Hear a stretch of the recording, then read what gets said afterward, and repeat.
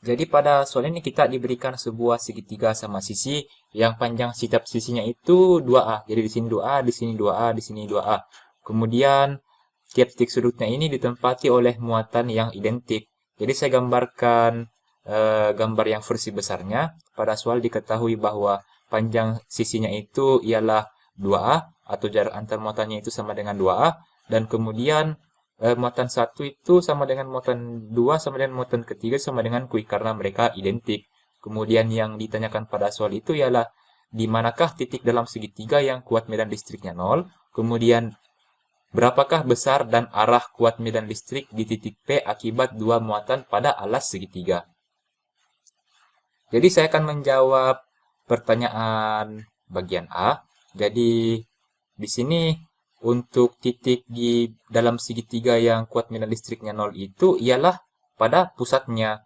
Jadi kenapa pada pusat itu sama dengan 0? Karena titik ini dia mendapatkan medan listrik yang arahnya berlawanan. Jadi di sini saya tuliskan sebagai E1, di sini arahnya keluar ke sini. Kemudian yang satu ini arahnya keluar ke sana, jadi saya tulis sebagai E2. Kemudian di sini itu E3, jadi saya tuliskan di sini sebagai E3. Kemudian untuk rumusnya itu sendiri, karena E2 dan E1 dia ini kan membentuk jajar genjang. Jadi di sini itu saya tuliskan ER1 yang merupakan total medan antara E2 dan E1. Jadi nanti hasil dari ER1 kita kurangi dengan E3 untuk mendapatkan kuat medan listrik pada pusat. Jadi kuat medan listrik pada pusat itu di mana E sama dengan ER1 yang arahnya ke atas dikurang E3 yang arahnya ke bawah. Jadi untuk ER1 ini kita tentukan menggunakan aturan jajar genjang. Jadi ER1 kuadrat itu sama dengan E1 kuadrat ditambah E2 kuadrat ditambah 2 E1 E2 cos theta. Jadi saya lanjutkan. Di sini karena muatannya sama, panjang sisinya itu sama, jadi saya bisa katakan medan listrik pertama sama dengan medan listrik kedua, sama dengan medan listrik ketiga, jadi sama dengan E. Karena mereka juga ini muatannya identik dan juga jarak antar muatannya ini identik. Nah, di sini saya gunakan aturan jajar genjang, di mana ini adalah rumusnya, jadi ER1 itu sama dengan E1 kuadrat ditambah E2 kuadrat ditambah 2 E1 E2 cos theta. Jadi E1 E2 ini diganti menjadi E. Jadi di sini saya tuliskan E kuadrat ditambah E kuadrat ditambah 2E dikali E cos 120 derajat. Jadi cos 120 derajat didapat dari sini. Jadi ini adalah arah medan listrik untuk E1, ini adalah arah medan listrik untuk E2. Nah, di sini kan ada arah medan listrik untuk E3. Di sini dia sudutnya 90 derajat. Kemudian di sini dia itu sudutnya 30 derajat. Berarti agar membentuk sudut 180 derajat, maka di sini sudutnya harus 60 derajat. Di sini juga sudutnya harus 60 derajat.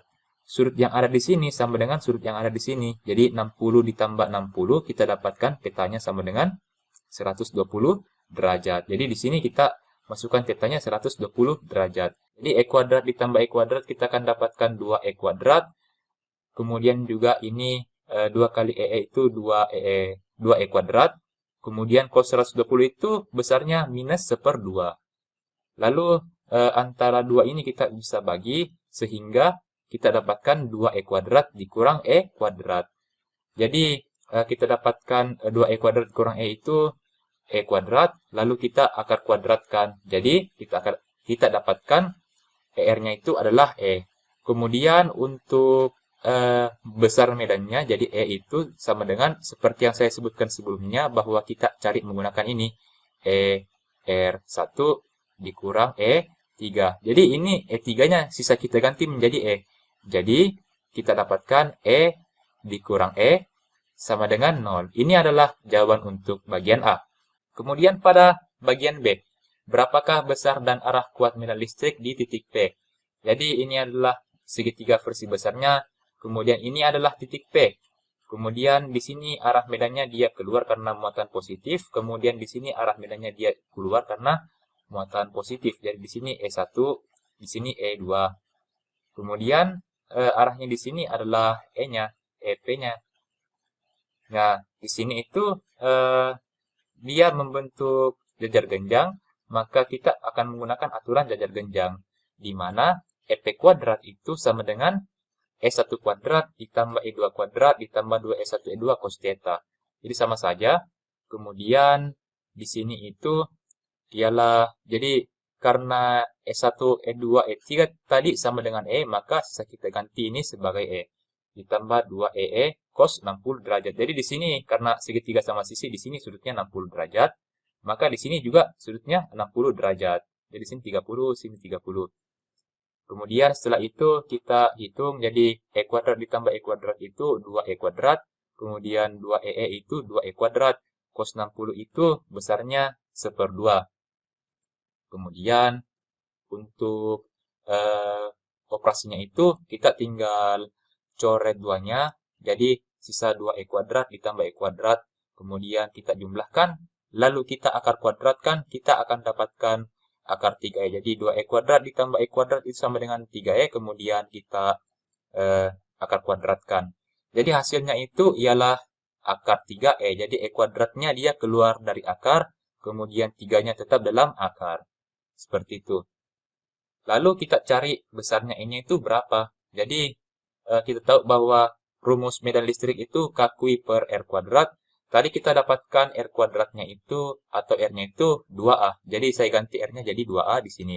Kemudian setelah itu kita kuadratkan jadi 2 kuadrat kita dapat 4. Kemudian A kuadrat kita dapat A kuadrat.